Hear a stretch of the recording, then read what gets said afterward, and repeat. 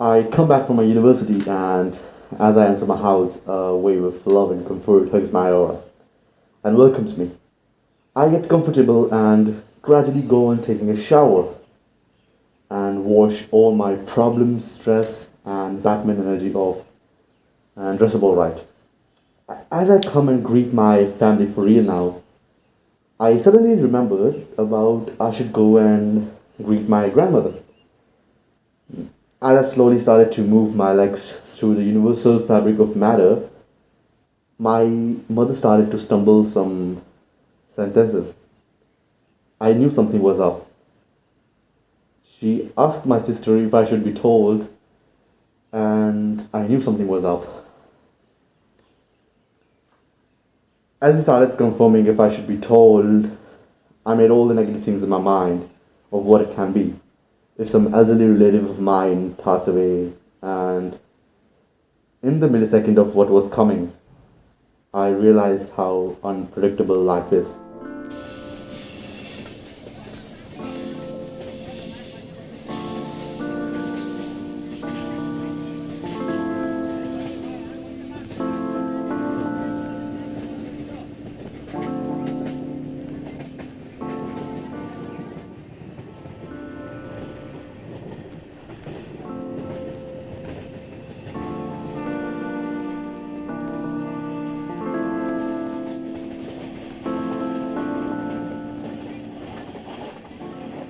Life is extremely unpredictable, and we do not realize it.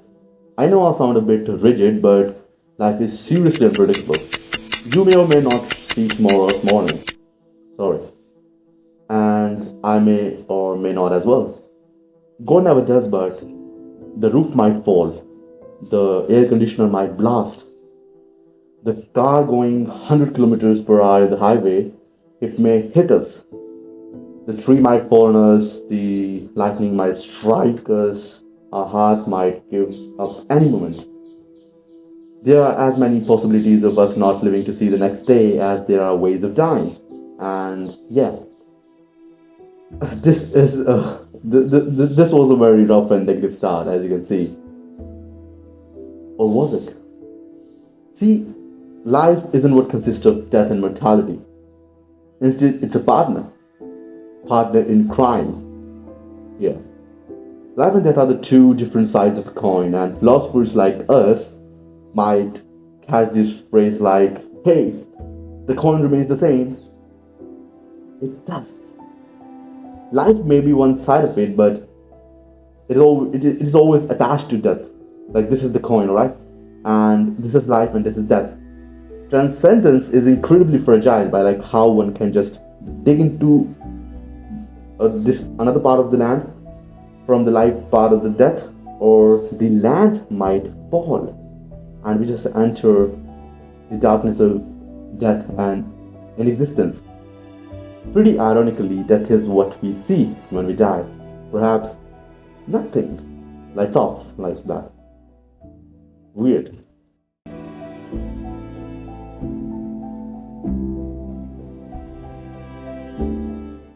Human psychology is based upon our evolution, and we have always made progress. We learn from our progress and ongoing life or death. That might sound as a damn full stop, but it's individual, right? One dies, not the whole. Whatever this life and death coin is, it moves in a progression. Here's life and here's death. Here's another life and there's this death. It moves in a progression. Lifetime and after time, collectively the damn timeline is all a progress. Now, one pandemic might hit and get the graph negative, but it's still a progress in the realm of this universe, right? Somewhat, the universe we live in is designed to move in one direction, and unidirectional universe, with entropy occurring and never reducing its impact, and the universe expanding. And as when we set on a height by our own, climbing to the unknown is nothing for us, because we do not know what it is. That's why I say nothing, dude, nothing. Existence is all what we can comprehend in a day. Though you know something is up above in the hills, for example, so me and you, we're hiking, and this is the hill, right? and we are hiking and going up. You know something is up above the hills, but you have no solid proof of what it is. Like for real. You say the sky is up there, and I ask for proof, and you have like nothing. Then you say, dude, it's common sense, and then the fog disappears. And we realized we weren't climbing the hill, but we were actually climbing down the hole in the Antarctica into the real damn unknown. Now, so yeah, because you see, unknown is darkness. Darkness is death. Inexistence is something that doesn't exist or perhaps unknown to us. Whatever things we occupy are materialistic desires and desires for love. They end up being just some attachments. Attachments of existence, because to classify something to exist, like the sky when me and you were climbing up the hill or down the Antarctica perhaps, the only reason you guessed it's the sky coming was because you expected it to be. Like some non-person ceasing to exist, alright? You knew this was up. You knew. You were like, this is common sense. This was the reason of your existence. You knew. The very moment I asked for proof, you had nothing but memory. You weren't angry on me doubting you because whatever happens, you and me, we both got to reach the end together, right? Now, one might ask, what is the reason of them even to give a damn about anything when I do not have any proof of the sun existing? Why should I even take part in the materialistic quest in this life and form attachments with other species? Why do I even have these non-people, and why does the air conditioner exist for me? Why is the sky red or blue, yeah? Why my foot touched the... No. You can question existence and its proof, but the hypothesis remains the same. What? See, my brother, I may instill a firm doubt of existence in your mind, but I never wanted to, right? The point is, if I asked you, hey bro, what's the damn proof of the sky is above? It may make like what the fuck, dude? But when you looked at my eyes, which radiated pure conviction, you doubted the facts and your knowledge, your memories. Right? You doubted. Everything is a quest, brother. Everything is a quest of meaning. Or simply, everything is meaning. Then rather, why do we even look for the pursuit of darkness and unknown when everything is just meaning? That sounds abstract, right? Why do you want to think about the universe? Why do you want to think about what's beyond the solar system? It's like an idea came all the way from the Antarctica, but the whole universe indicates it's unidirectional. Entropy, time, space expansion, and the pursuit of ongoing existence, life, and death, collectively. Pursuit of ongoing existence, life, and death. Yes, this is abstract. Bro, who even told you something is easy?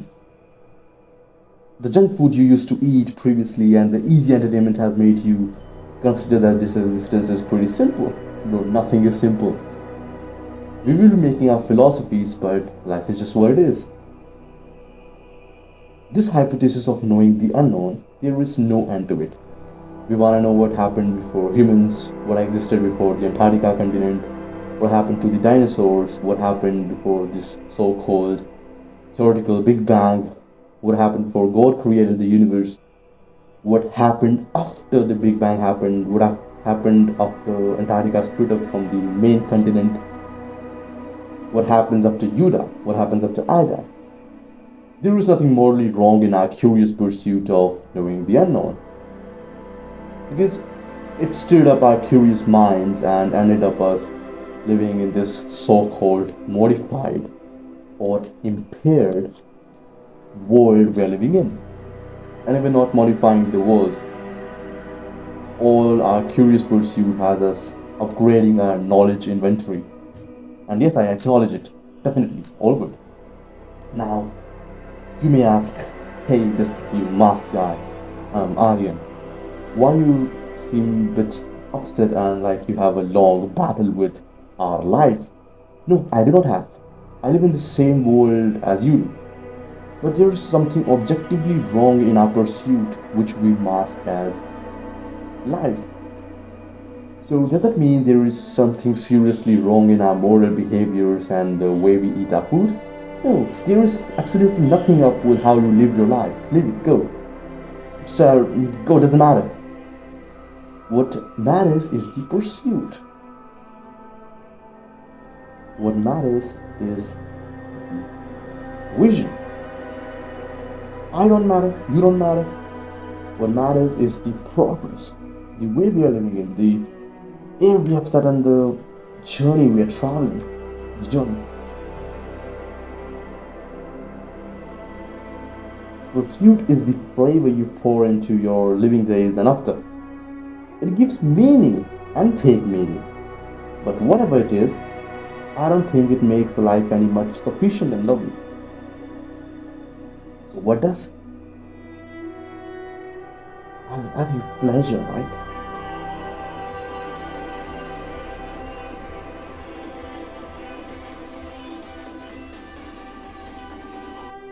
Why do we even feel pain when someone dies?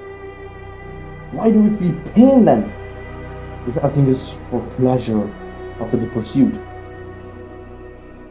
Why do we associate pain with death instead with life? This is what the game is. Our pursuit is always about meaning, but we never realize it. And to justify our meaning, we mask it with different names: love, sadness, life, death. So perhaps the problem is somewhat in how we look towards our life and death. I will be a hypocrite if I say I do not have any attachments. I certainly have. I have a lot of people I consider close one. I have a lot of things I like, for which I will be sad, and for which I can be happy, for which I consider like I have emotions attached to it. I certainly have attachments for which I feel emotions. Like the thing I said, like this, we mask this different things to justify our meaning, like love, sadness. I do it too. I certainly do. We all do. But what I'm offering you is another alternative way of looking towards life is an unpredictable topic. Instead of looking towards death as the full stop and then devising theories of afterlife, we need to seriously understand that as life is unidirectional, death is the part of the same coin of which life is. Life is at the end death. Death is life. Something like that, alright? It all depends on our look. So in life, we want the best as always. Our whole brain psychology is programmed exclusively for looking the reward. After some work, we do the work, we want reward, so we can. That's the reason we did the work. This loop ended up trapping most of our generation in this dopamine trap, as we know. We all understand our whole life is pleasure driven, and hence we hope our attachments nothing but love. Though impurities are in our core existence. Say, I inflict sadness to someone. I do something that made this person sad. He or she induces the same sadness to someone else. He or she induces the same pain. Pain is spread. Perhaps they will scream. Perhaps they will be upset at someone else. The relationship is affected. The relationship with even this person or the collective human relationships and the relationship with self is affected. But yeah, whatever it is, we still do hope our closest attachments, our closest family members and friends love at the end. Now, as I gave this example, this water from the tap is with some impurities. Sometimes sadness, sometimes anger, screaming, this and that. Now, yet again, why life is unpredictable? It is what it is. Then, what is sadness? why I feel sad or why I must feel sad. It's somewhat of a moral loop. You felt sad when they go, and then it becomes an important part of the society. You show emotions as a gesture of grief, perfectly acceptable. You should show your uh, grief in some way to lessen the internal buildup. But then, why this sadness thing is there? Why I feel sad? To understand this, we must go with me again. Where? Remember somewhere you were like angry and said, "What the fuck, dude?" When I asked for the proof of the sky. Why do you think you were affected? Let me tell you, bro. There was an arrow which hurt something. It pierced something and it was meaning. Meaning. Attachments are meaning. Because like everything is meaning, man. You form good relationship with people, with things. You share deep memories that are the part of our existence, which we cannot just give up. We share these deep feelings, these emotions, and it just becomes the part of our core existence. The meaning. We do not know the unknown, as I said. Our pursuit has always been to know the unknown, but we just do not want ourselves getting into the unknown. Something of us. This is the point. You want to know how the sky is, but you just don't want to detach from this earth, right? Their memories, their feelings, they are a part of us. They said, "You can do it, dear. Made us do it." Or even if we were defeated or we lost and we gave up, they never gave up on us. Their hopes and love kept us going. In these moments of our life, when we seek someone, is when we form our greatest bonds. Your mother said, "Come on, you can do it, my son." And your father smiled at you when you did your first push up. Even if you didn't see him smiling, he did. Yes, he did. I saw. Yes, yeah, I saw, bro. The stranger with a smile, you were and are grateful for it. Because all these incidents, or should I say, meaning of life in itself, gave the bigger picture, made your life worth it. It is a part of you, and you don't want to give it up.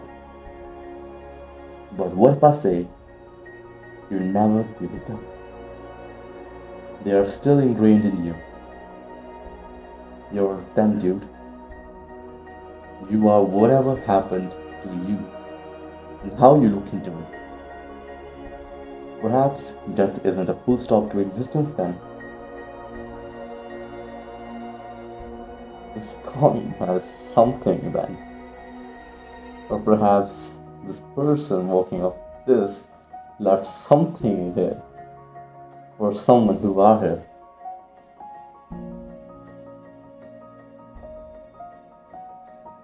They sent pieces of themselves every second of their life, and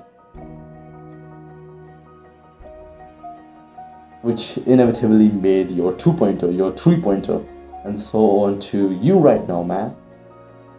Their teachings, blessings, screaming, love, care, doubts, fears, hope remains with us. Look at your hand, bro. You touched them. Look at your eyes in the mirror right now. Your eyes witnessed an impeccable object, substance of physical existence, which might not be with us right now, but it was something of existence. We wish for existence remaining with us forever, and then we forget existence is in ourselves. We have the whole universe in ourselves. And then you realize they never died, they never disappeared, because they never do.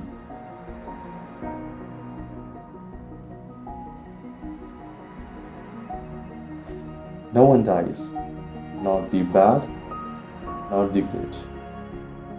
You are the bad, you are the good.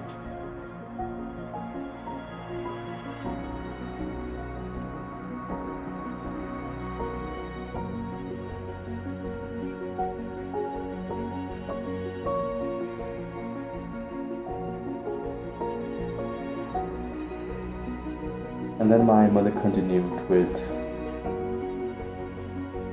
Dash Chachu passed away.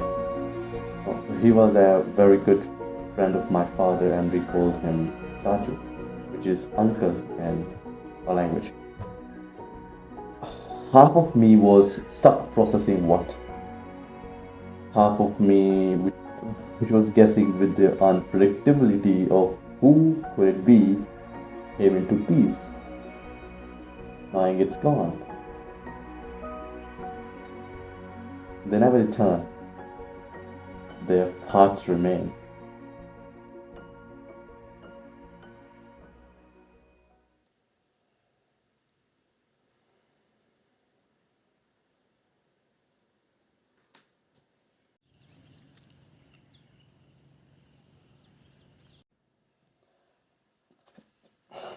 This mask, just sometimes I want it to go. It's making me suffocated. I want to breathe. I want to breathe, bro. I want to breathe. This life is beautiful. Look at my eyes. I'm so beautiful from here also. Whatever happens, happens. Even if for a reason you want to say it, or without a reason, it just happened. And it happens and it will happen. We can't do anything. What we can do is starting from ourselves, becoming the person they wanted us to be, or we want ourselves to be.